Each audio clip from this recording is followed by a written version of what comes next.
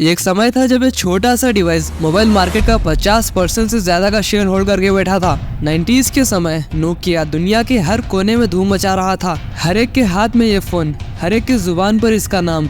लेकिन सोचिए, वही नोकिया जिसे कभी गिरने का डर ही नहीं था, आखिर कैसे धड़ से गिर गया। कैसे एक ऐसी कंपनी जो अपने वक्त की शहंशाह थी, वही आज एक मामूली खिलाड़ी बनकर रह गई। ये कहानी सिर्फ एक फ़ोन की नहीं है, ये कहानी है एरोगेंस की, गलतियों की और वक्त के साथ ना बदलने की। यह है नोकिया का सफ़र, एक ऐसा सबक जो हर बिजनेस को याद रखना चाहिए। नोकिया का सफ़र 1865 में फिनलैंड के सूखे जंगलों में एक छोटी सी पेपर मिल के रूप में शुरू हुआ था। आज के मॉडर्न टेक जायंट से इसकी कोई तुलना नहीं की जा सकती, लेकिन उस वक्त एक कंपनी बस कागज़ बनाती थी।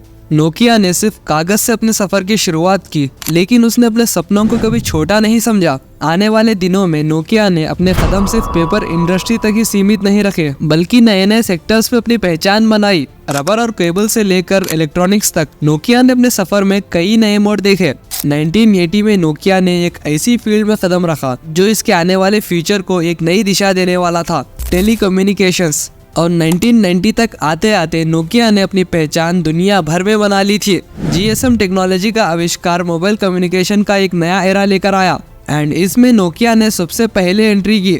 छोटे, आसान और सबके लिए एक्सेसिबल फोन्स ने नोकिया को हर घर का हिस्सा बना दिया। जब नोकिया ने अपना पहला फोन लॉन्च किया तो लोगों को ये काफी ज्यादा पसंद आने लगा, क्योंकि ये छोटा भी था एंड इसे कहीं भी कैरी करके ले जाया जा सकता था।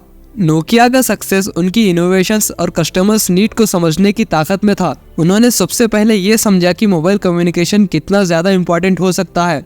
नोकिया 3310 जो 2000 में लॉन्च हुआ, इसने लॉन्च होते ही पूरी दुनिया में तहलका मचाना शुरू कर दिया।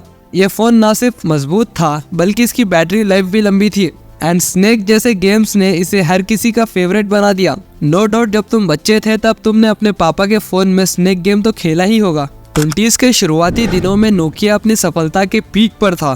पूरी दुनिया के मोबाइल फोन मार्केट का 40% हिस्सा नोकिया के पास था। नोकिया का नाम हर कोने में गूंज रहा था और ऐसा लगता था कि इसे कोई टक्कर नहीं दे सकता। लेकिन जैसे कहते हैं ना, प्राइड लीड्स टू डाउनफॉल। जब नोकिया अपने उरूज पर था, उसी वक्त उसके जहर के बीज बोने लग गए थे। कंपनी अपने सक्सेस में इतनी मगन हो गई थी कि उन्होंने ये मान लिया कि उनका राज हमेशा के लिए रहेगा। लेकिन मोबाइल फोन इंडस्ट्री अब एक नए मोड़ पर थी। 2007 में एप्पल ने आईफोन लॉन्च किया, जो सिर्फ एक फोन नहीं बल्कि आपकी जेब में एक मिनी कंप्यूटर की तरह था। ये एक ऐसा बदलाव था जिसने मोबाइल फोन के पूरे कॉन्सेप्ट को ही बदल दिया। Touch screen interface, app store और सीमलेस यूजर एक्सपीरियंस ने मोबाइल फोन की डेफिनेशन ही बदल दी। नोकिया ने एप्पल को अपने कॉम्पिटिटर की तरह देखा ही नहीं, उन्होंने आईफोन को बस एक लैविश प्रोडक्ट समझा जो आम लोगों तक नहीं पहुंचेगा।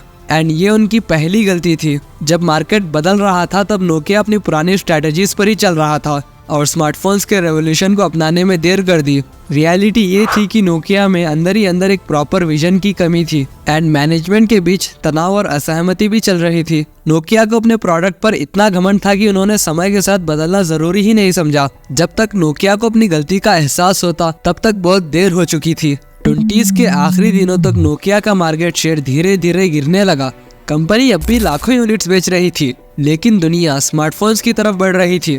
एंड्रॉयड, एप्पल iOS और दूसरे कॉम्पिटिटर्स ने स्मार्टफोन की मार्केट में पहले से ही जगह बना ली थी, जिससे नोकिया को काफी दिक्कत हो रही थी। जब एप्पल और सैमसंग ने अपने नए स्मार्टफोन से मार्केट को कैप्चर करना शुरू करा, तब नोकिया के स्मार्टफोन्स मार्केट में एंटर करने की कोशिश कर रहे थे। नोकिया का Symbian OS, जो कभी कटिंग एज माना जाता था, वो अब iOS और एंड्रॉयड के स्लीक और यूजर फ्रेंडली इंटरफेस के सामने आउटडेटेड लगने लगा। एंड नोकिया की सबसे बड़ी गलती ये थी कि वो एंड्रॉयड को ना अपना के माइक्रोसॉफ्ट के साथ पार्टनरशिप करना।